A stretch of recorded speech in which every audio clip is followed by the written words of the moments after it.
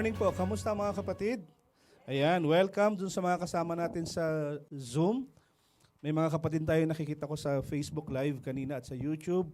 Purihin po ang Panginoon. And welcome po Ate Maricel.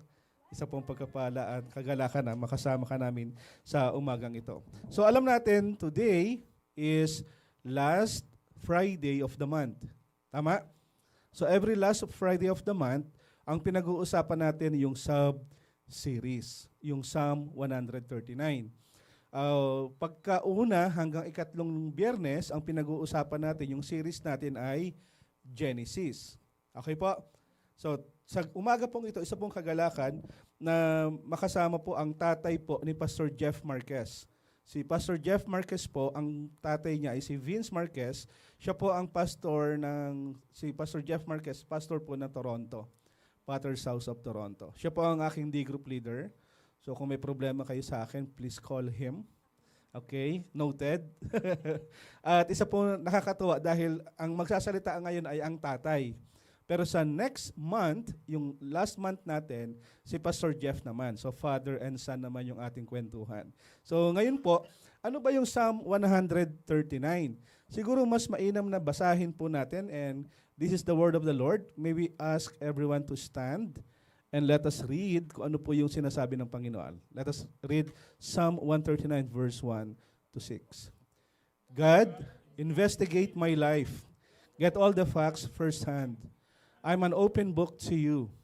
Even from a distance, you know what I'm thinking. You know when I leave and you know when I get back. I'm never out of your sight. You know everything I'm going to say before I start the first sentence. I look behind me and you're there, then up ahead and you're there too. Your reassuring presence coming and going, this is too much, too wonderful. I can take it all in. Psalm 139 verse 1 to 6. Tayo po'y manalangin. Panginoon, patuloy mong pagpalain ang iyong mga salita. Bless mo rin po si Pastor Vince Marquez na siya po magdi-deliver ng mensaheng ito. Sa amin pang mga makikinig, turuan at tulungan mo po kami na maintindihan at maisapamuhay po upang ang kapangyarihan ng iyong salita ay makita din po ng mga taong nakapalibot sa amin. Po aming dalangin sa pangalan ni Jesus. Amen. Sige po, tayo makakaupo. Ano ba yung Psalm 139? Bakit ba natin ito napili? Doon pa lang sa simula, ang ganda na, di ba? God, investigate my life. Sobrang, Lord, kilalanin mo, tingnan mo po yung aking buhay. Maraming pagkakataon na ayaw natin yung mga tao na makilala tayo completely. Tama? Kaya kapag tayo ay nakikipagkwentuhan, sobrang limited lang yung information na ibinibigay natin. Tama? O parang ayaw nyo talaga. Okay. At the same time, natatakot kasi tayo dahil baka yung yung kinuwento natin ay i-chismis naman sa iba. Kaya kapag sa prayer meeting, ayaw natin sasabihin yung mga personal sa life group leader lamang. Pero kung yung general, wag naman yung peace on earth na prayer request mo. Lahat nagpe-pray ng gano'n. I mean, yung specific somehow in your life na gusto mong ipag-pray na hindi naman parang sobrang personal, we can pray with you. Pero may mga pagkakataon, ayaw pa rin natin ito kasi natatakot tayo na soon, maybe they will discover something about us na hindi nila magustuhan. Tama? Ayaw natin ng gano'n. Pero alam natin, sa Bibliang, sa salitang binasa po natin, God already knows everything about us. Naniniwala kayo doon? Bago pa daw natin sabihin yung unang salita, alam niya na. Kung saan tayo papunta, alam niya. Yung lahat ng iniisip natin, Diyos lamang po ang nakakabasa ng iyong isip. Si Satanas hindi niya kayang basahin ito. Kaya mag-ingat kayo sa sasabihin nyo dahil yun ang gagamitin ni Satan against you. But sa Panginoon, iniisip mo pala ang alam niya na. Kasi nga sabi dun sa Matthew 10:30, even yung numbers of your hair, ay alam niya ang bilang. Tama po. Alam niya kung ilan ang nalalagas at alam kung ilan ang tumutubo. Ganun niya kaalam ito. At may mga pagkakataon na kahit kilala tayo ng Panginoon, hindi pa rin tayo iniwan ng Panginoon. Tama po? He still love and accept us.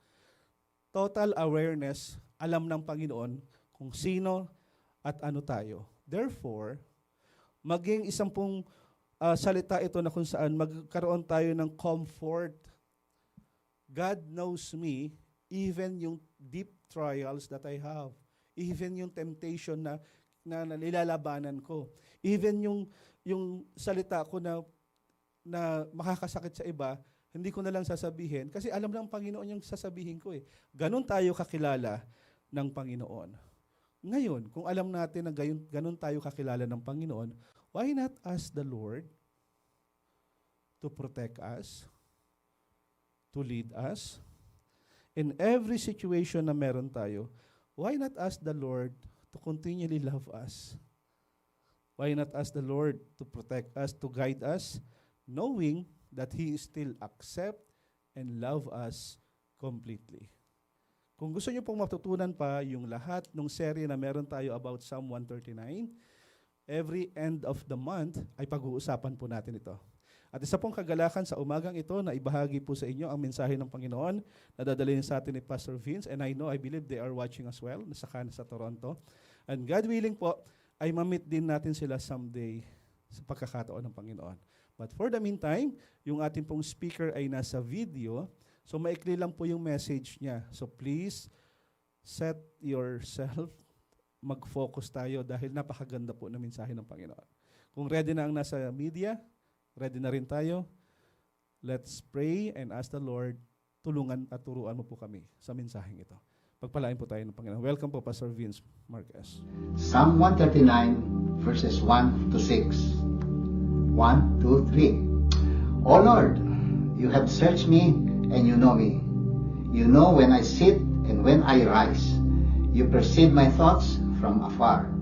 You discern my going out and my lying down. You have searched me, you are familiar with all my ways. When I sit, before a word is on my tongue, you know it completely.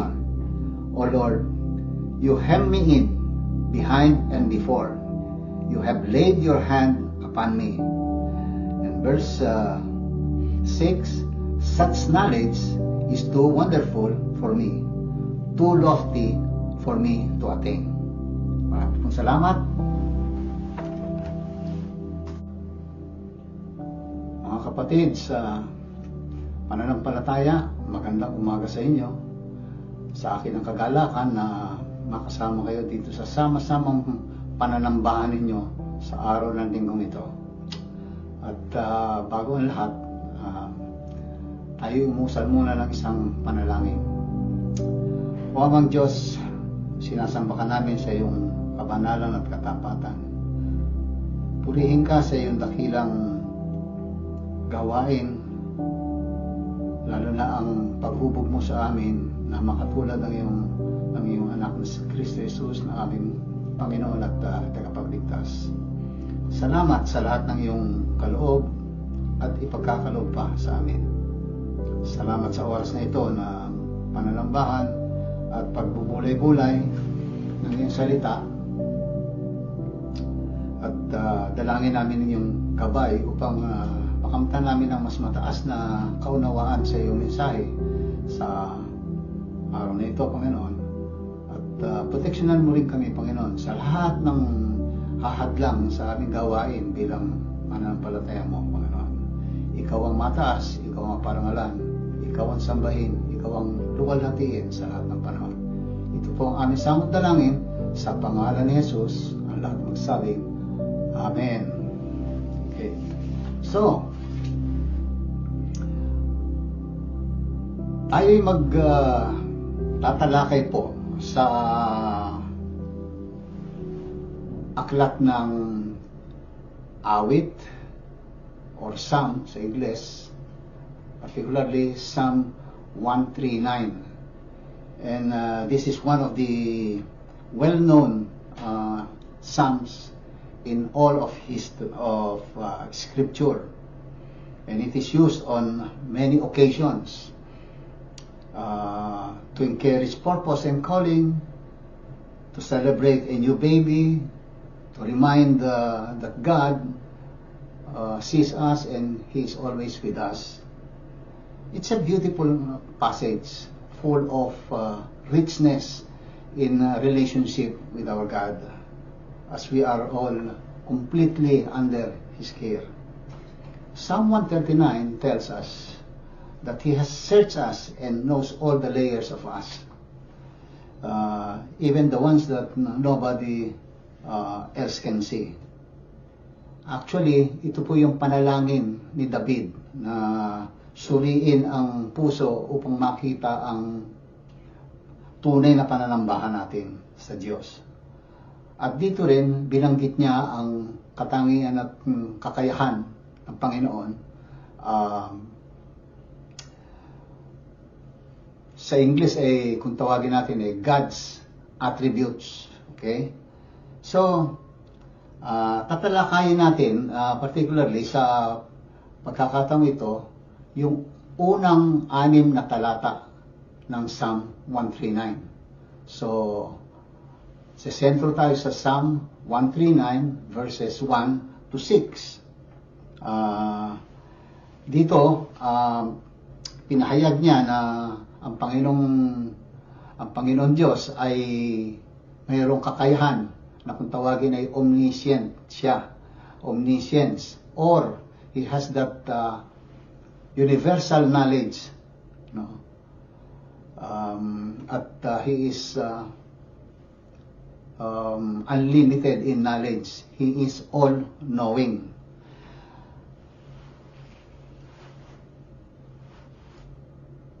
Kay David, gusto niyang makilala pa ang Diyos na lubos na nakakilala sa kanya. Yun ay sapagkat ayaw niyang mapag-iwanan ng panahon sa kaalaman. Sapagkat alam natin na dito sa mundong to, patuloy na umuunlad tayo sa kaalaman patungkol sa mundo, sa ating kapaligiran, pero hindi patungkol sa ating Panginoon Diyos na nakakakilala at nakakaunawa at nakakaalam ng lahat-lahat. Kumpleto po ang kanyang kaalaman na ating kailangan sa buhay nito. Dito po sa mundong ito, gamit yung modern technology,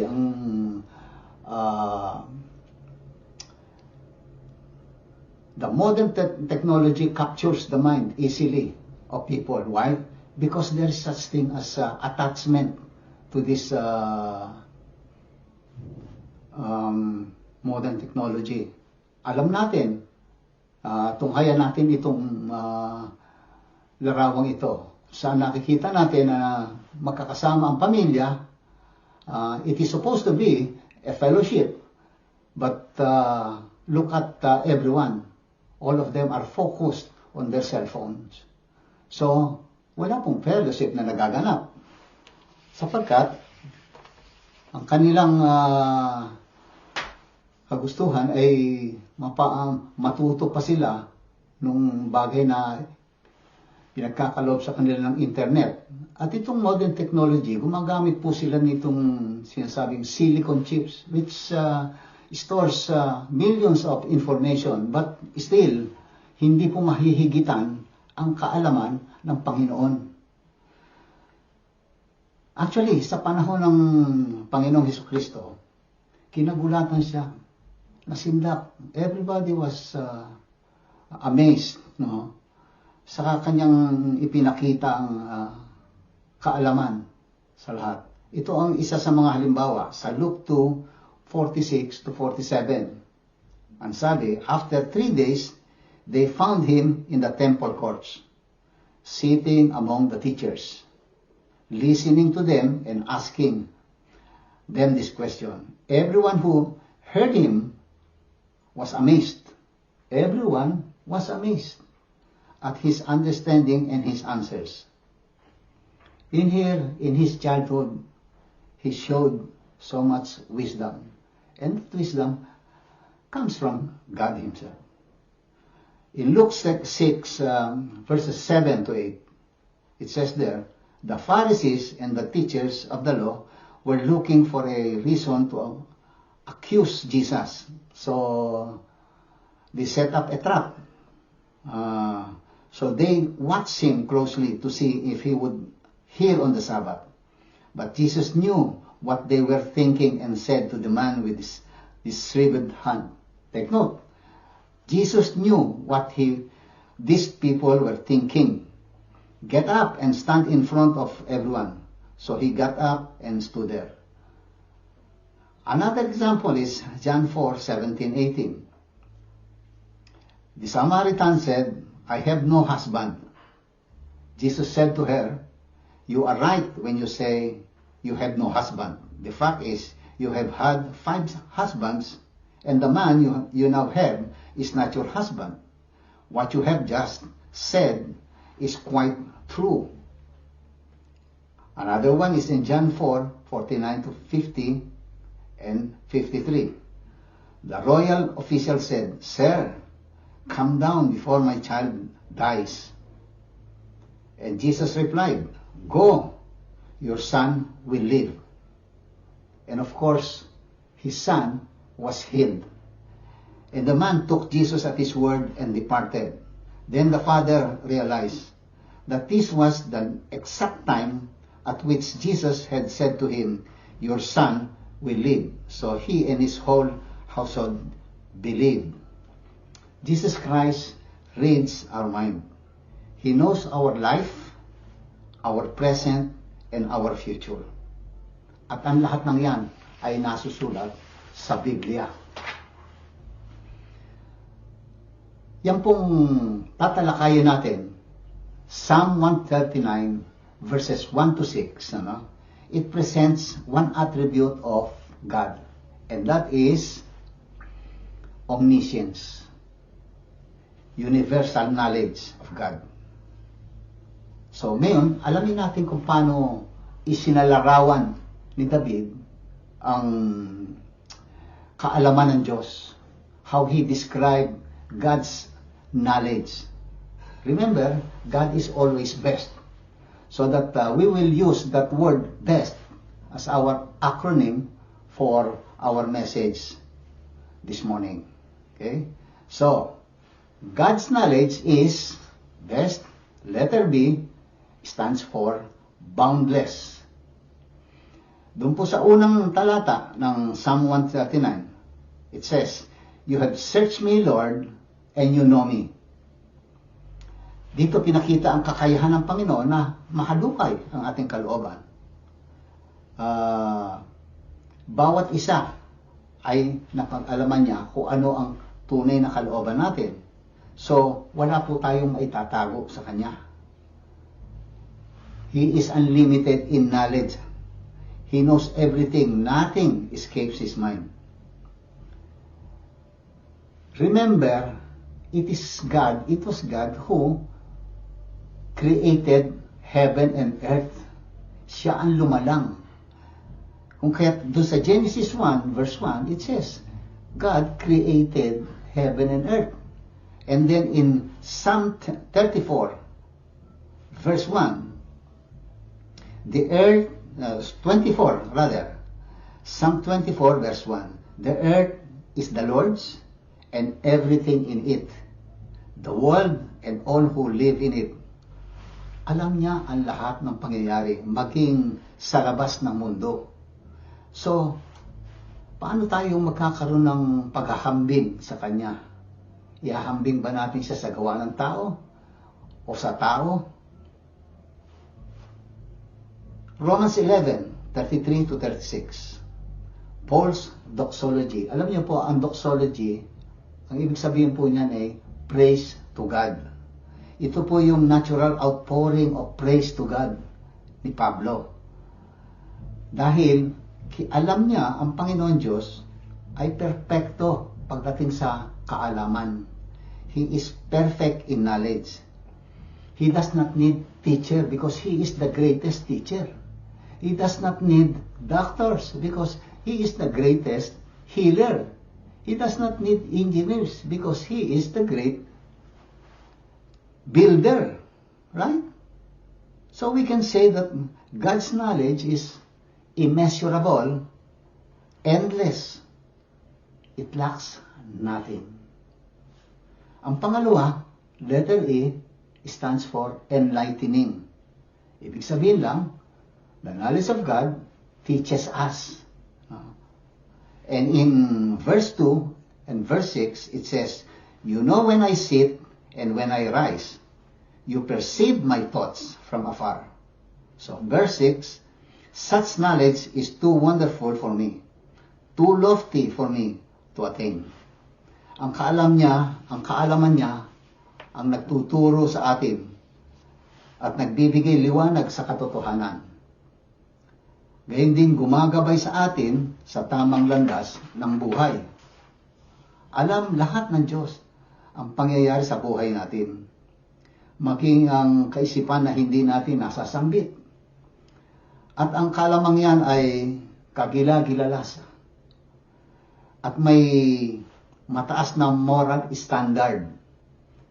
Napakatayo. It's too lofty na hindi natin basta-basta maaarok o maaabot gamit ang ating kaalaman. Alam ng Diyos ang nakaraan, pangkasalukuyan, gayon din ang panghinaharap. Of course, mayroon tayong kaalaman sa nakaraan, mayroon tayong alam sa kasalukuyan, pero ang panghinaharap, maganda na kung makaabot tayo ng 50% true na tayo'y tatama sa ating sasabihin patungkol sa mga darating na panahon. Pero yung tinatawag na propesiya ng Panginoon, may katiyakan ng kaganapan po yun. Ang lahat na sinabi niya ay naganap at magaganap. Ang magandang halimbawa po niyan ay yung propesiya niya doon sa Isaiah 9:6-7. Ito po yung pagsasakatawan tao ng kanyang anak na si Kristo Jesus. At sabi sa Isaiah 9:6-7, For to us a child is born, to us a son is given, and the government will be on his shoulders, and he will be called Wonderful Counselor, Mighty God, Everlasting Father, Prince of Peace. Of the greatest of his government and peace there will be no end. He will reign on David's throne and over his kingdom, establishing and upholding it with justice and righteousness from that time on and forever. The seal of the Lord Almighty will accomplish this. At ito'y naganap. At ito'y tinatawag nating Kapaskuhan. Gayun din sa Jeremiah 31, verse 15. At ang sabi, this is what the Lord says. A voice is heard in Ramah, mourning and great weeping, Rachel weeping for her children and refusing to be comforted because they are no more. At ito'y naganap doon sa Matthew, sa New Testament, Matthew 2, verses 17-18. At ang sinabi, then what was said through the prophet Jeremiah was fulfilled. At sinabi nga muli, yung sinabi doon sa Jeremiah 31. A voice is heard in Ramah, weeping and great mourning. Actually, ito po yung pangyayaring si Haring Herodes, pinatay niya ang lahat ng mga tao, lahat ng mga bata, sapagkat hindi bumalik sa kanila yung tatlong Magi's. At naisip niya na naisahan siya, kung kaya't pinapatay niya. At yan ay naganap. So, God's knowledge is enlightening. It is always educational, informational, and instructional. Okay. Ang pangatlo, S, it stands for self-searching. Sapagkat alam niyo po, ang kaalaman ng Panginoon ay personalized. Kung kaya't mapipilitan tayo na suliin natin ang ating sarili. Sa Psalm 139 verses 1 and 3, it says, You have searched me, Lord, and you know me. Verse 3, You discern my going out and my lying down. You are familiar with all my voice. You see, searching us is God's way in showing His concern for our well-being. And this should motivate us to do some self-checking. Ang kaalaman ng Diyos ay para sa bawat isa. Hindi tayo nagbabasa at nakikinig para sabihin, ito'y para kay Pedro, ito'y para kay Juan, ito'y para sa aking ama, sa aking kapitbahay. Dapat sa lahat ng panahon, ina-apply po natin ito sa ating sarili. Just like sharing the gospel, we always preach it to ourselves first. Let it penetrate our heart that we may live it out. Bago po natin i-share yan sa ibang tao. We preach it to ourselves before we preach it to others. Because it is necessary that we walk our talk, that we may bring out the power of the gospel. Then and then that we can show to people our sincerity. We should be honest to God because nothing is hidden from God, or else we deceive ourselves. So the knowledge of God is applied to ourselves first. It is applied individually. Ikaapat po, the knowledge of God is touching. Nakakaantig ng damdamin yan. Na-inspire tayo dyan. Ang sabi ng Psalm 139, verse 5, You hem me in behind and before, and you lay your hand upon me. Alam niyo po yung sinasabing you hem, yung hem po, sa Tagalog yan, ang ibig sabihin, ilupi at tahiin. Yan po ang ginagawa natin sa laylayan ng ating pantalon. No? Bakit? Upang tumibay, patibayin ang ating pantalon. Yan ang pag-aalala ng Panginoon. Nangangahulugan lang na may pag-aalala ang Diyos para sa ating kabutihan. God wants to keep us under His scrutiny at all times. Tingnan natin yung ibang version ng sinasabi nating Psalm 31. Sabi niya, You go before me and follow me, you place your hand of blessing on my head. At sa another contemporary English version, sabi, And with your powerful arm, you protect me from every side. So dito makikita natin, this is how David responded as he was touched by the knowledge of God. Now, to reinforce this, let's take up the last two verses of Psalm, which is verses 23 to 24. Psalm 139, verses 23 to 24. It says, Search me, O God, and know my heart. Test me and know my anxious thoughts. See if there is any offensive way in me, and lead me in the way everlasting. It is so obvious. David was so inspired by God's knowledge. And so that God's ability transcends his reality. That there's only one way to do, and that is to bow to His immensity.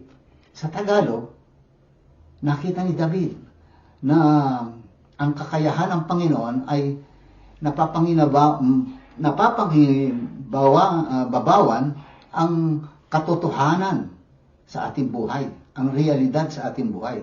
Kung kaya't ang pinakamabuting gawin ay yumukod sa malawak na kaisipan ng Panginoon.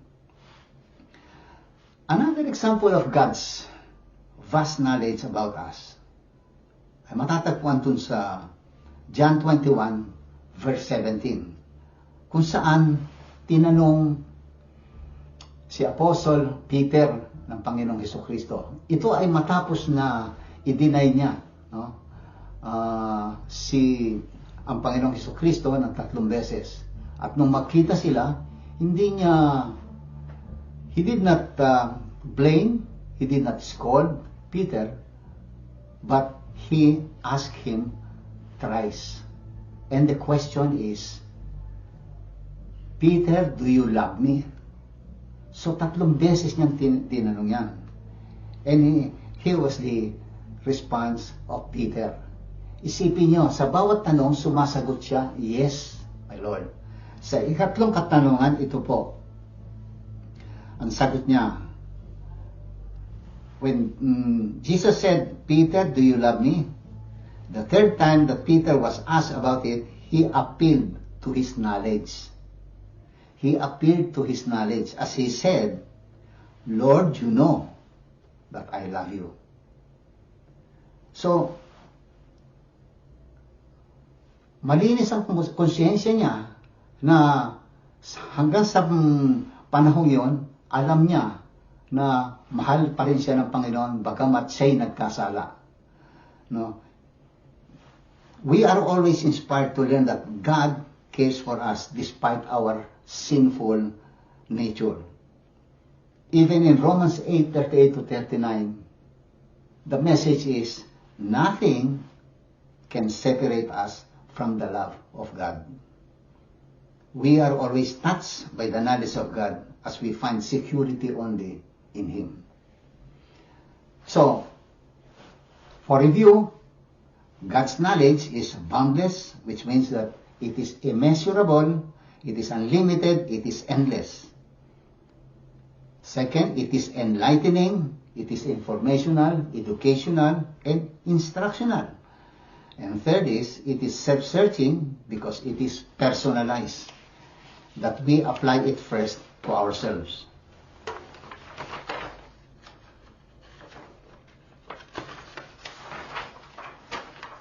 Fourth, it is touching. It inspires us. Why? Because we know God is so caring. Now, we learn that God is all-knowing. He lacks nothing. The question is, should we still feel or doubt His integrity? Or do we still fear something, especially things that are unknown? Do we yield to the truth of God? Or we yield to our own personal and natural thinking? Do we embrace God's teaching? Paano magiging ganap ang ating kaalaman tungkol sa kanyang kaalaman? You see, yan madalas matanong, how do we learn? And there is only one way to obtain it. There is only one way to learn, and that is through obedience. Magbasa man tayo ng Biblia araw-araw kung hindi naman natin sinusunod. Hindi maglalaot. Maglalaho ang lahat ng ating nabasa at ating napag-alaman. At sa ating pagbabasa ng salita ng Panginoon, dumarating yung nararanasan natin yung tinatawag na spiritual darkness. Yan ay para sa mga mananampalataya gaya natin. Spiritual darkness which comes from disobedience. Kapag naganap ito, one thing is sure, there is some point of disobedience in our life. Minsan sasabihin natin intellectual darkness. Naiiba po yun sapagkat ang intellectual darkness, nagmumula po yan sa ignorance, walang kaalaman. Tayo po marami na tayong alam. Narinig na po natin at nabasa natin. Kaya lang hindi po tayo nakasusunod.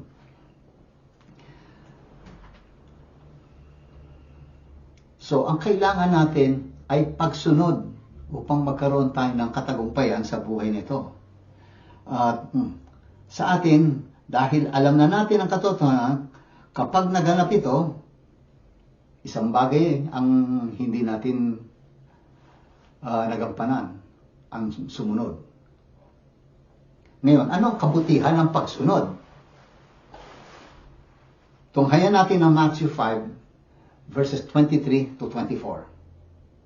It says, "Therefore, if you are offering your gift at the altar and there remember that your brother or sister has something against you, leave your gift there in front of the altar. First go and be reconciled to them, then come and offer your gift." So, merong instruction sa atin.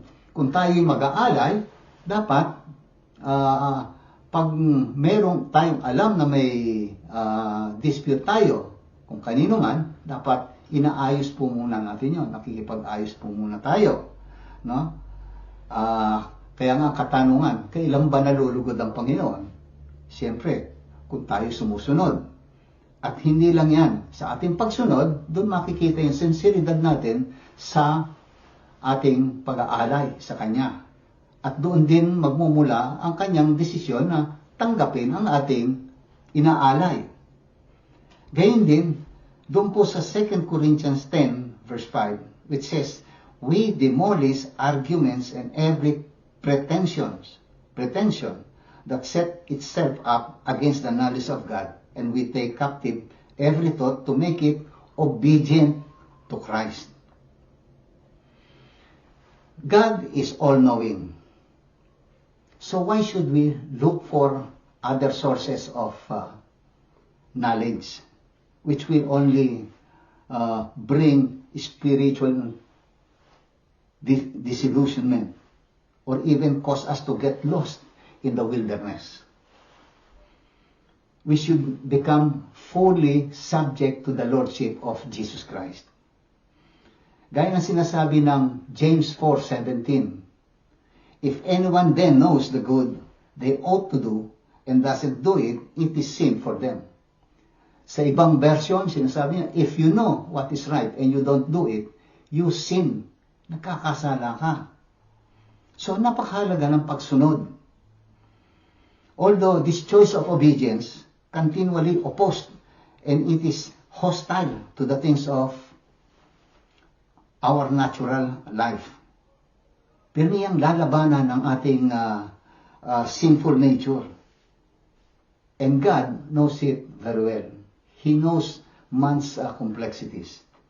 But we should remain committed, responsible, accountable to Jesus Christ's view of God, view of the devil, view of the sin, view of the world. Why? Because He alone can bring victory to our spiritual journey. To God be the glory. Let's pray. Heavenly Father, once more, you cause us to learn about your being omniscient. You are all-knowing. And that gives us no option but to submit to your will, to your Lordship.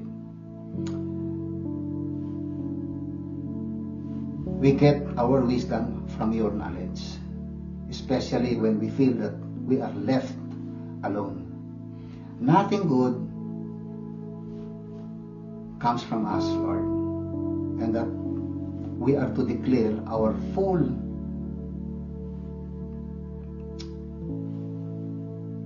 dependence on your grace and mercy.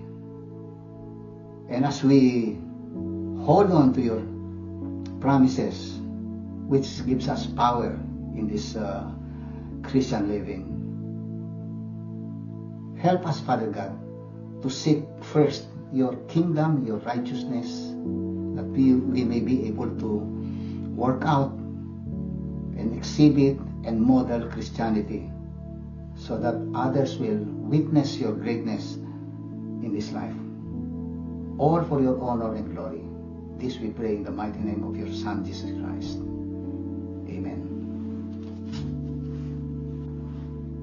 Maraming salamat po, mga kapatid, sa inyong pagdalo at pakikinig sa mensahe ng Panginoon. Dalangin po namin na kayo magkaroon ng complete reliance sa salita ng Panginoon at maisabuhay niyo po yan. To God be the glory.